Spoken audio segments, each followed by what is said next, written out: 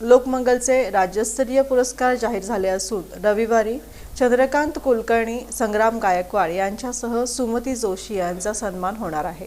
सोलापुरातील प्रसिद्ध लोकमंगल समूहातर्फे दिल्या जाणाऱ्या राज्यस्तरीय साहित्य पुरस्कारांची घोषणा करण्यात आली। यंदाच्या लोकमंगल साहित्य पुरस्कारासाठी सोलापूरचे संग्राम गायकवाड, संभाजीनगरचे दिग्दर्शक चंद्रकांत कुलकर्णी आणि मुंबईच्या सुमती जोशी यांची निवड करण्यात आली। हा पुरस्कार वितरण सोहळा रविवारी 9 फेब्रुवारी रोजी सायंकाळी 6:20 ज्येष्ठ साहित्यिक आसाराम लोमटे यांच्या प्रमुख उपस्थितीत हिराचंद नेमचंद वाचनालयातील किर्लोस्कर सभागृहात होणार असल्याची माहिती आमदार सुभाष देशमुख यांनी दिली। 25,000 रुपये रोख, स्मृतिचिन्ह आणि सोलापुरी चादर असं या पुरस्काराचं स्वरूप आहे।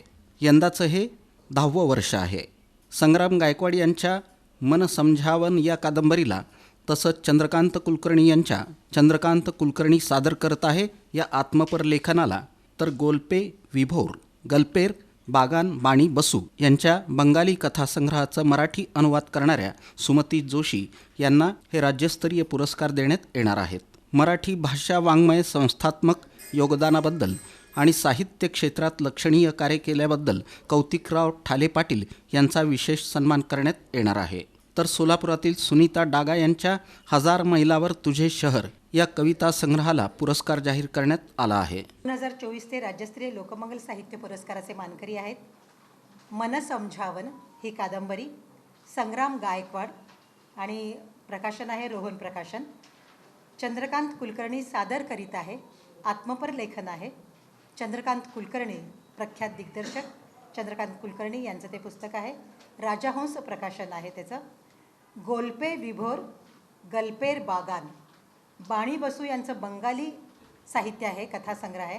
त्याचा अनुवाद सुमती जोशी यांनी केलेला आहे आणि रोहन आंतरभारती प्रकाशननं ते प्रकाशित केलेलं आहे। या तिन्ही यांना 25,000 रुपये रोख आणि सोलापुरी चादर आणि शाल असा त्याचा पुरस्काराचं स्वरूप आहे। स्मृतिचिन्ह आहे। पण मूळचे सोलापूरचेच आहेत। चंद्रकांत कुलकर्णीचं मूळचं गाव औरंगाबाद आहे। सुमती जोशी या मुंबईच्या आहेत आणि बंगालीतून अनुवाद आहे। बंगालीतून अनुवाद केला त्यांनी।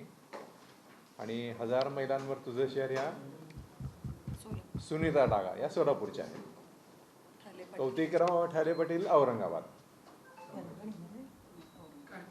आता हा पुरस्कार सोहळा जो आहे तो रविवार दिनांक 9 फेब्रुवारी 2025 रोजी संध्याकाळी 6:15 वाजता किर्लोस्कर सभागृह हिराचंद नेमचंद वाचनालयाला वरचा जो हॉल आहे तिथे संपन्न होणार आहे।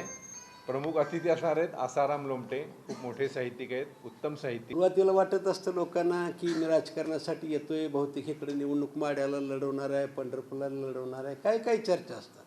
परंतु ह्या मी राजकारणात असल्यामुळे स्वाभाविक आहे। आणि मग मी 18-19 पासून त्या गावात गेलो। आज मला सार्थ अभिमान आहे। 18-19ला त्या गावातली सर्व